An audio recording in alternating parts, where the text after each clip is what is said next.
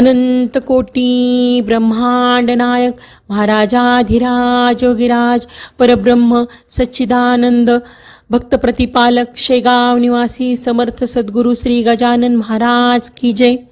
नमस्कार। आपल्या गुरुस्तुती या चॅनलवर सगळ्यांचे स्वागत आहे। आपण आपले काही अनुभव असतील तर ते आम्हाला नक्की कळवा, ते आपण आपल्या चॅनलवर सांगू।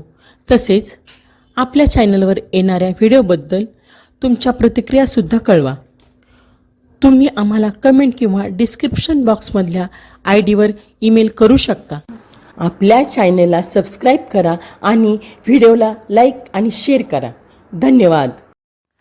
हा अनुभव आहे नागपूर येथून गिरीश पुरुषोत्तम वजलवार या दादांचा। दादा म्हणतात, गजानन महाराज आमच्या मनात हवेत। जय गजानन। श्री गजानन महाराजांचे भक्त जेव्हा केव्हा एकत्र येतात आणि त्यांच्या गप्पा रंगतात तेव्हा त्यात शेगाव आणि महाराजांची प्रचिती या दोन गोष्टींचा उल्लेख हमखास निघाल्याशिवाय राहत नाही। मध्यंतरी आम्ही काही लोक या संदर्भात बोलत असताना कुणीतरी प्रश्न उपस्थित केला की शेगावची शिस्त, तेथील वातावरण याचा मूलाधार काय? तेव्हा सर्वांचं मत झालं की गजानन महाराजांचं अधिष्ठान।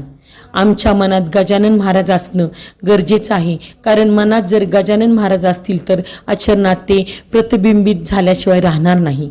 याच अनुषंगाने एक गोष्ट मला तेव्हा आठवली आणि ती मी इथे कथन केली। आपण स्वच्छतेसाठी झटणारे हात तिथे नेहमी पाहतो।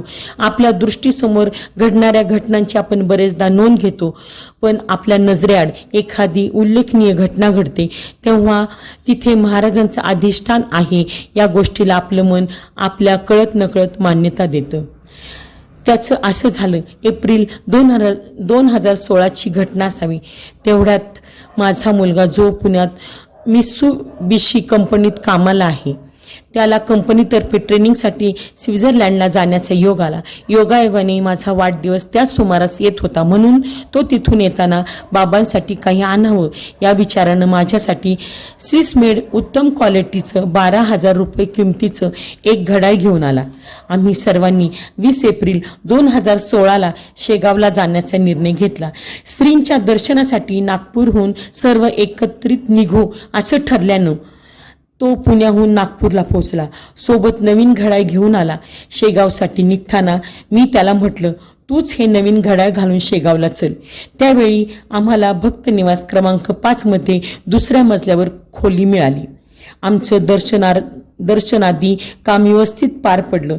परतीची बस रात्री 10ची होती, त्यामुळे आनंद सागर भेट पण शक्य झाली। परत येऊन खोलीत विसावलो, थोडा नाश्ता केला आणि बसची वेळ साधण्यासाठी खोली सोडली।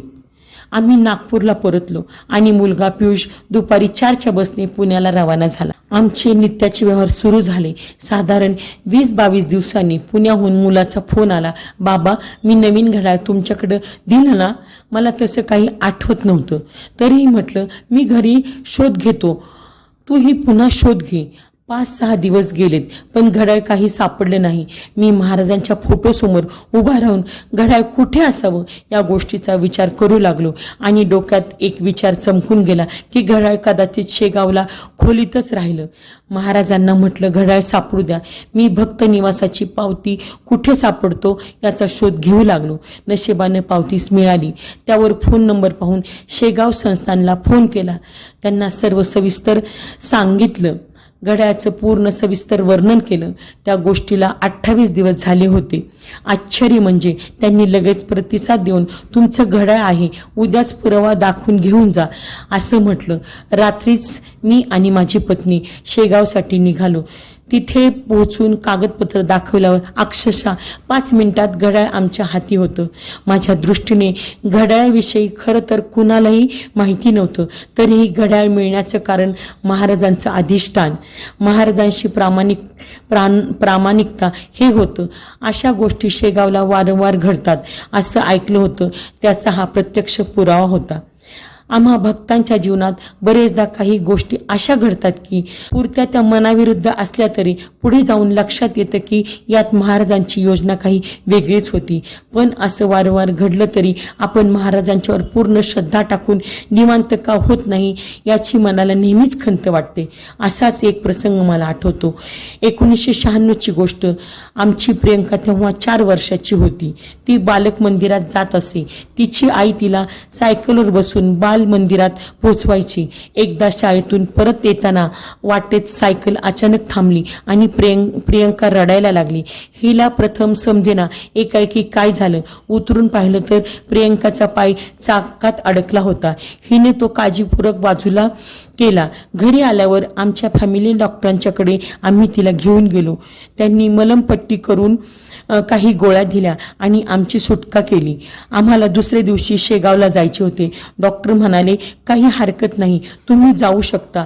आम्ही त्याप्रमाणे शेगावला दर्शनासाठी निघालो. शेगावच्या जवळच एका खेड्यात माझी मावस बहीण राहते. यावेळी तिच्याकडे जाण्याचा व 2 दिवस राहण्याचा माझा निर्धार पक्का होता. आमचं शेगाव दर्शन शांतपणे पार पडलं. प्रियंकाचा पाय कदाचित थोडा दुखत असावा असं तिच्या चेहऱ्यावरून भासत होतं. पूर्ण वेळ ती आईच्या कडेवरच होती. तिचं दुखणं 2 दिवसात गोळ्या घेऊन कमी होणार होतं.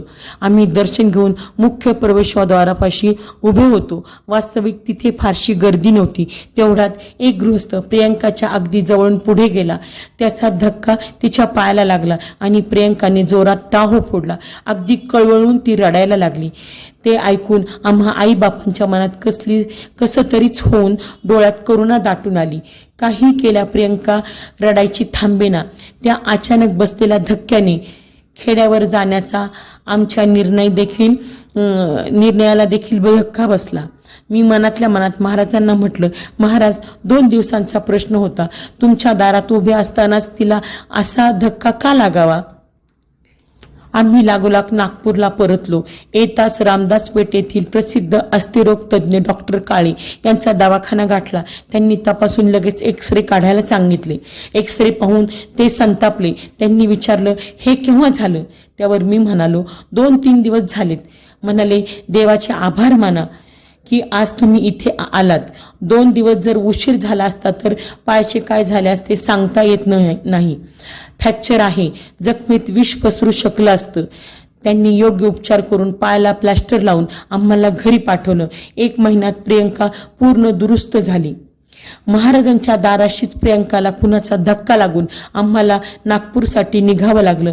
याचं महत्त्व मला कळलं होतं आणि 2 दिवसाचाच तर प्रश्न आहे असं जे माझ्या मनात आलं होतं त्यापेक्षा त्या 2 दिवसाचं महत्त्व महाराजांच्या योजनेत किती वेगळं होतं याची जाणीव डॉक्टरांच्या मुखातून निघलेल्या वाक्याने मला झाली होती. मी मनोमन महाराजांना हात जोडून म्हटलं, महाराज तुमची करणी आमच्या समजुतीच्या पलीकडे आहे. आम्ही भक्त तुम्हाला प्रार्थना करू शकतो आणि तुमच्या स्मरणार्थ म्हणू शकतो. श्री गजानन जय गजानन, श्री गजानन जय गजानन. गण गण गणात बोलते, गण गण गणात बोलते.